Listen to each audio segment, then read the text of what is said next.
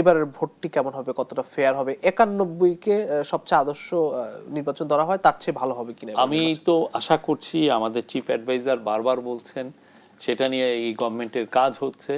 আমরা তো আমাদের পুরো এনার্জি, আমাদের পুরো এফার্ট, আমাদের সমস্ত কিছু আমরা দিয়ে দিচ্ছি একটা ভালো ফ্রি ফেয়ার সুষ্ঠু ভোটের জন্য।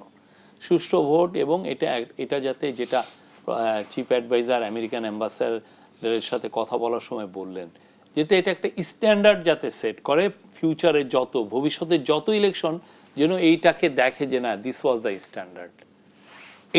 এইটাকে উনি বারবার এমফাসিস দিচ্ছেন। এবং এটার জন্য কি কাজগুলো আমরা সবাই জানি, উদাহরণ হয়ে থাকবে আপনাদের। হ্যাঁ, নির্বাচন এইটার জন্য যে কাজটা, সেটা হচ্ছে সরকার নিউট্রাল থাকা।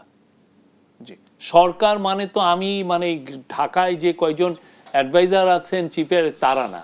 সরকার মানে এখানে ধরেন মাঠ প্রশাসন, যে পোলিং অফিসার, যে প্রত্যেকে যদি নিউট্রাল থাকেন, সবাই নিউট্রাল থাকা, আইন শৃঙ্খলা পরিস্থিতি যারা নিয়ন্ত্রণ করবেন তারা নিউট্রাল থাকে, এবং তারা খুব সুষ্ঠুভাবে তাদের কাজটা করা। এবং পলিটিক্যাল পার্টিগুলোও তাদের যে তারা যে একটা ভালো ভোট চান, তারাও যেন এটা শো করেন যে না, আমরা একটা ভালো ভোট। তাহলে এবার ফেয়ার ভোট হচ্ছে। আমরা আশা করছি ইতিহাসের one of the best election হবে। অসংখ্য ধন্যবাদ। আমাদের আশা, ইনশাআল্লাহ। অসংখ্য ধন্যবাদ জনাব শফিকুল আলম।